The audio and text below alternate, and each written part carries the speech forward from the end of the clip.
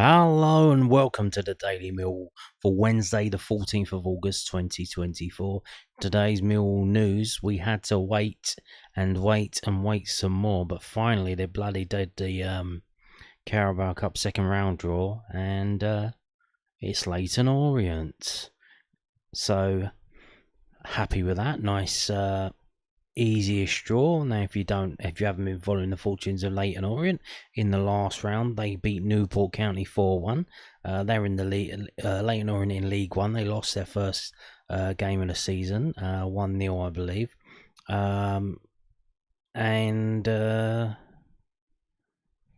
Yeah, so they are in League One. They beat a League Two team in the previous round. So this is a very, very winnable game. Almost certainly, especially if we play as well as we did against Portsmouth in the game the other day, yesterday. So happy with this. So it's not guaranteed. It's not a given. You have to turn up and you have to compete and you have to play and you have to win.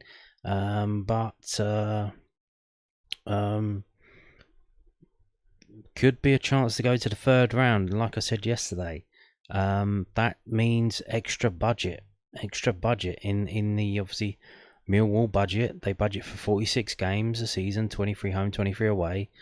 They get guaranteed minimum one League Cup game and one FA Cup game, and that's your lot. Other than that, everything else is extra gravy. Yum yum yum. So here we go. This is our extra gravy. It's Leyton Orient at home. So this is from millwallfc.co.uk. Millwall will be at home to Leyton Orient in the Carabao Cup second round. The two London clubs will pair together in Wednesday's night draw and will face off for a place in round 3 of the competition. Indeed. Millwall and Orient last met in the 2009-10 League One season. Wow, that's a long time ago. The Lions winning 2-1 at the Den. The Carabao Cup second round will be played in the week commencing Monday, the 26th of August. Confirmed date, kickoff time and ticket selling arrangements for the fixture will be confirmed in due course. So that is between the Hull away game and the Sheffield Wednesday at home game. Likely, I would say, to be on Tuesday the 27th, but you never know. This is the rest of the draw. This is from EFL.com.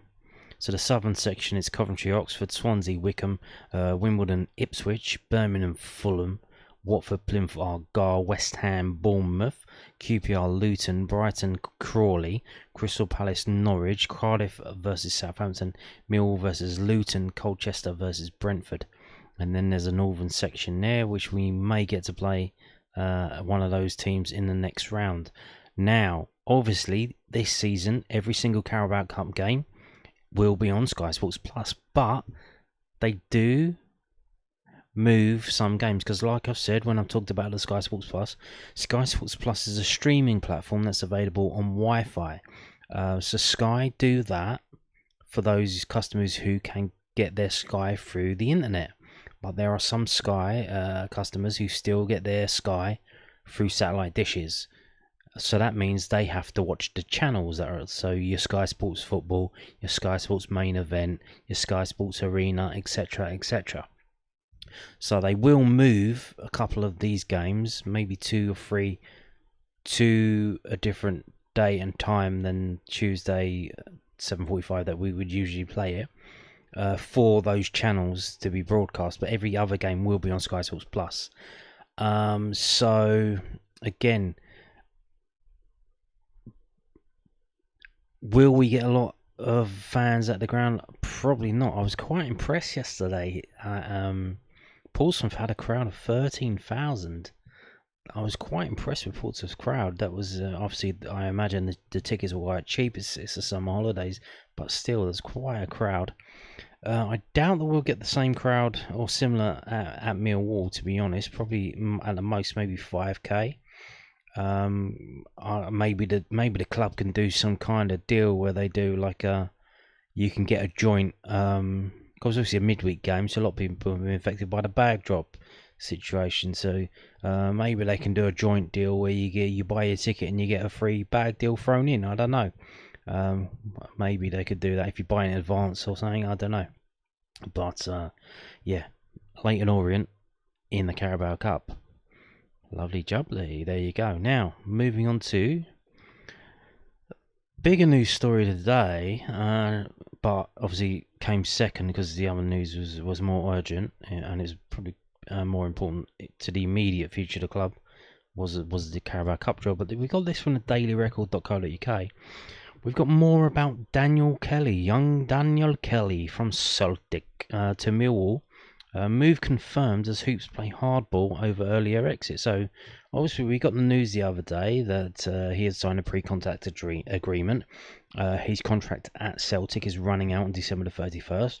Again, why is that? I have no idea. Kind of weird.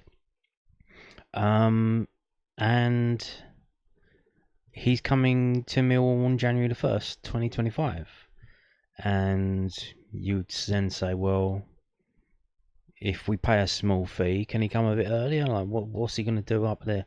Are they going to drop him from the Celtic B team? Because they already dropped him from the Celtic team to the Celtic B team. And they're going to drop him from the Celtic B team? Or what's going to happen now? What happens if he gets injured, etc., etc., etc.? Why don't he just come now?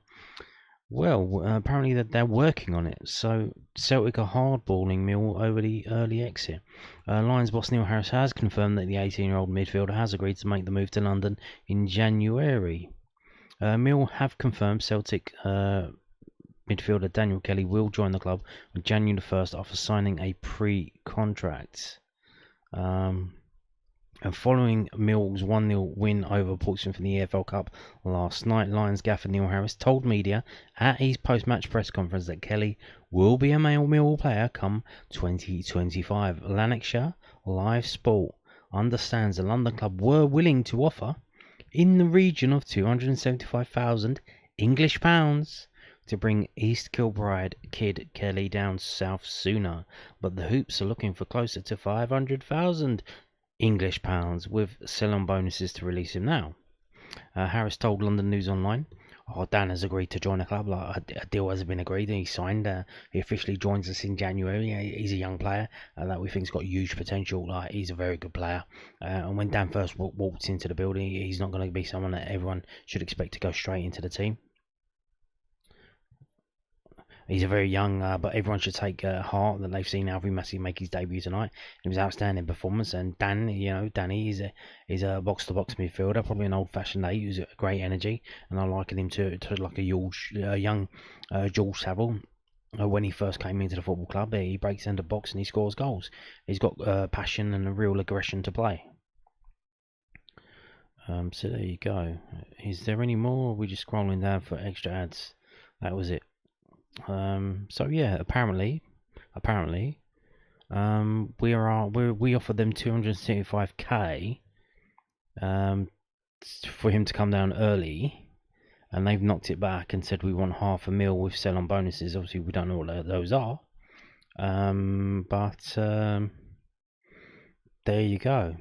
Millwall playing hardball, and like I said, if it's not a player that's gonna come immediately into the first team, then might as well wait. Why not? Now, moving on to this from the South London Press, londonnewsonline.co.uk. Talking points from Portsmouth, Millwall 1.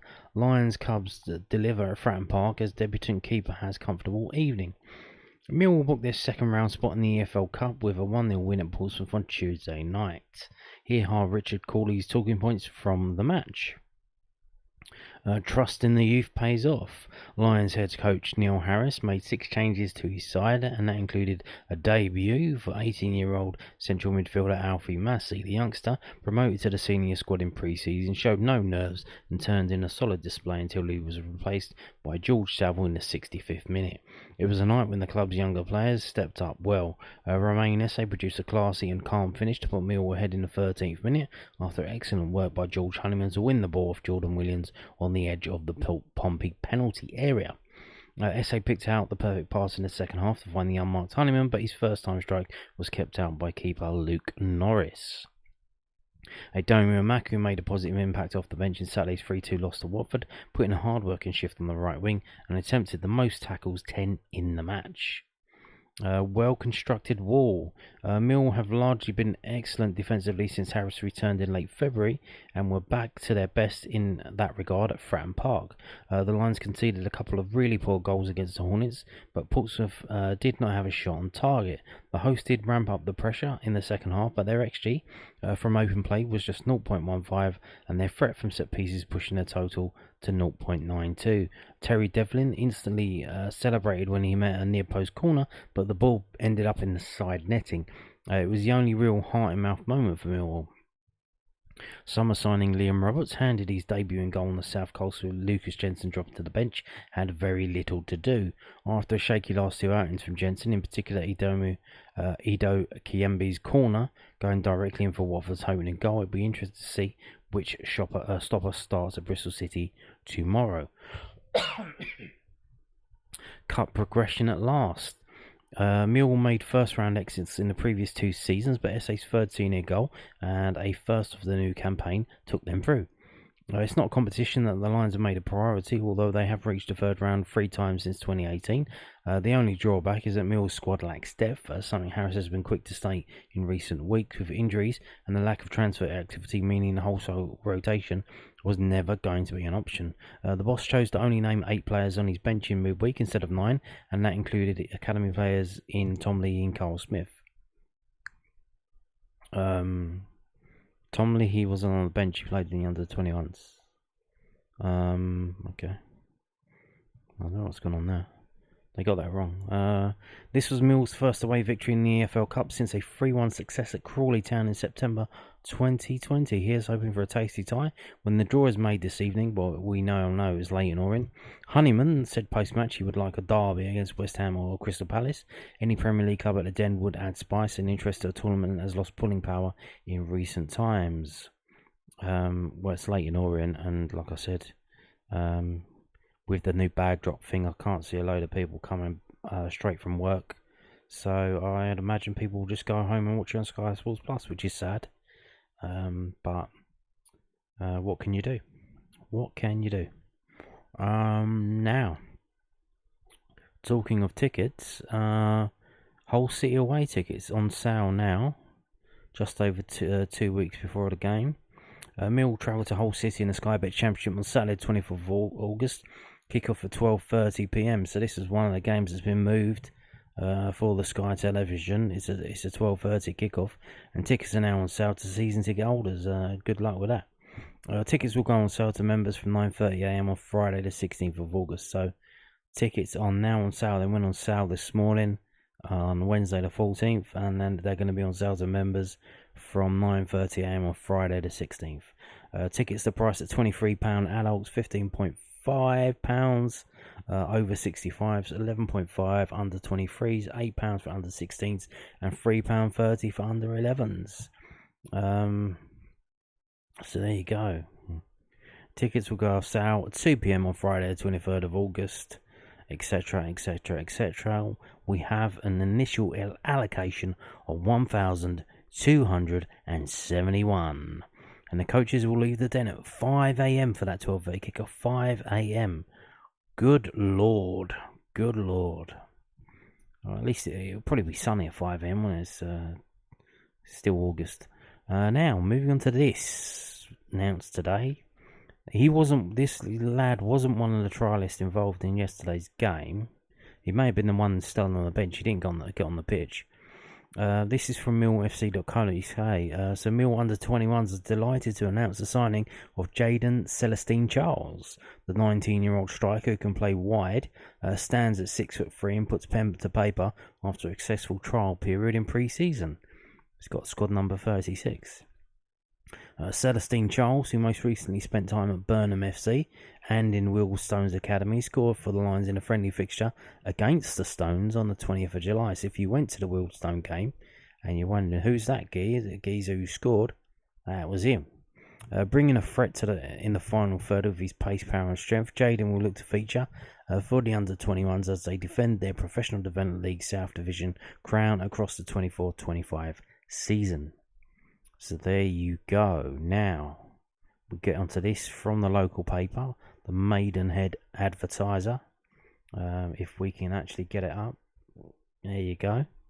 Jaden Celestine Charles Seals moved to Championship side Millwall FC. And here we go. So Burnham striker Jaden Celestine Charles has been signed by Championship club Millwall FC and will play for their under-21 side after scoring 16 goals for Ben Murray's Blues last season. The Blues have lost a few key players from last season's squad, with Ferris Chimba joining Mark Bartley's Marlow in the Southern League Premier South. However, everyone at Burnham was delighted to hear that Celestine Charles had been offered a contract at Millwall after impressing the Lions management team in a pre-season trial. In a post on social media this morning, Paul Butler, director of Burnham FC, said how proud everyone was that Jaden will be making a step up to the Championship level club. He leaves the club with the club's blessing as progressing players, and seeing them move on to higher level outfits is very much in the DNA of Burnham FC. It's hoped that similar deals can be done for other talented members of the squad in the coming years, as Burnham want to be seen as a club that can develop and progress young talent. Jaden was playing non-league Step 5 level football last season, but Millwall were clearly impressed by his talent and potential, and it's hoped he can step up to play for the Lions' first team in the Championship given time.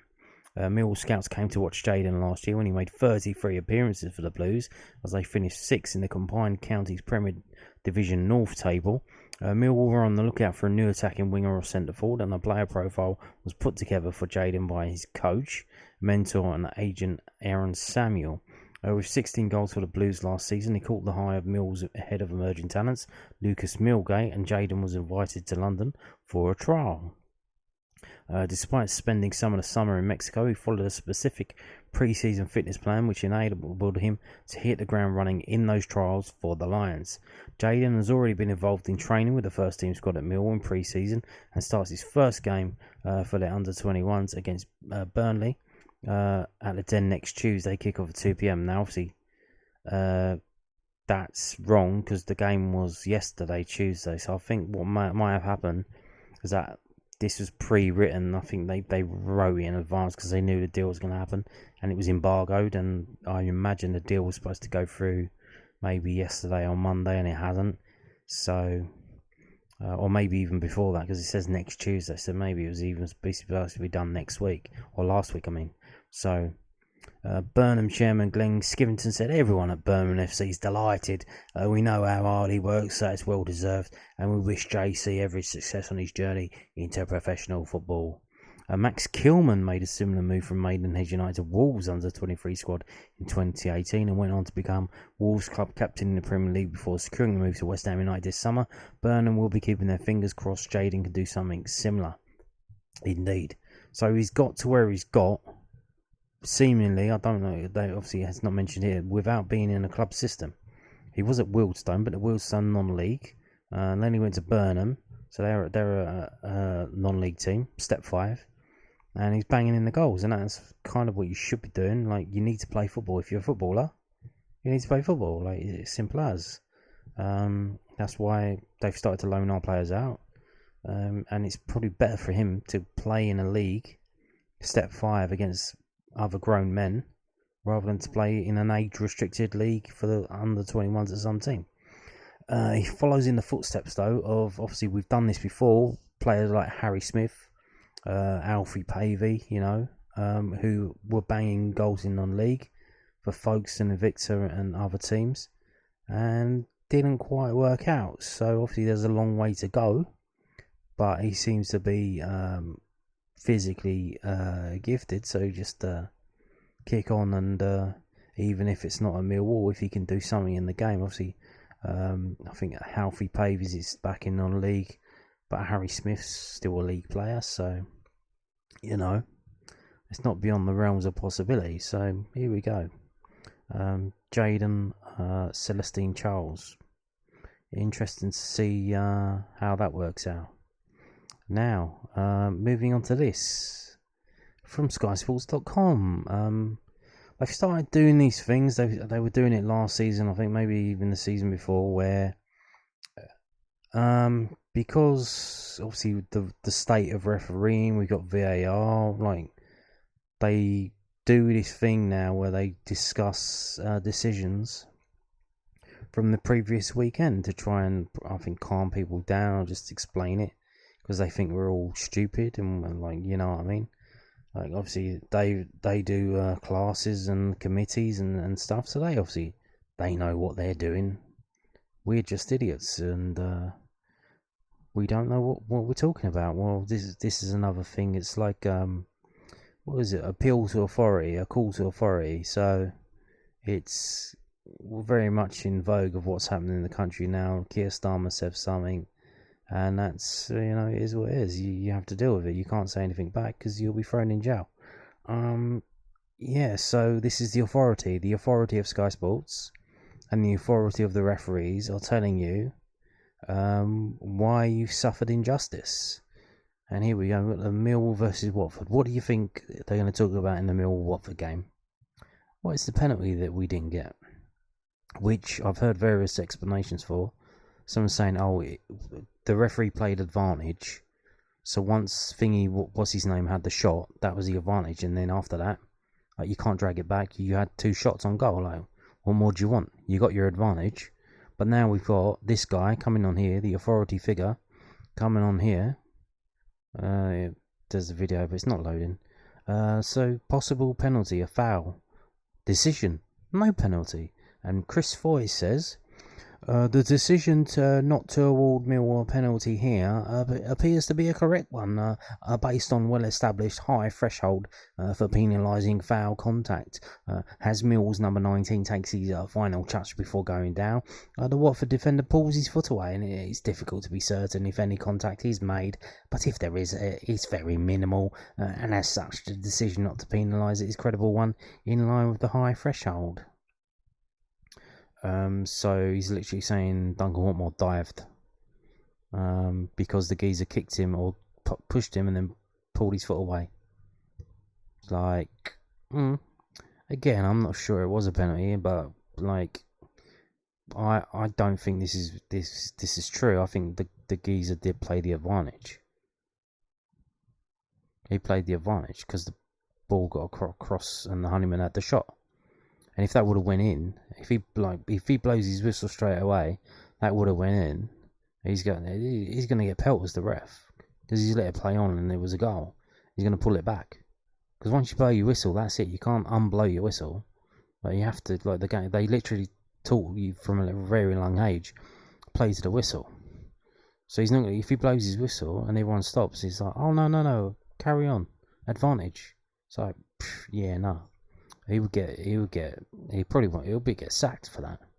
So I think he did play on, and then George Honeyman hit the thing, and then he could have pulled it back then, but then George Honeyman had another shot that was saved. It's like, well, you've had 2 advantages. Like, how many more did you want? But here we go, behind the whistle, and there you go. And on that note, thank you for watching, and goodbye.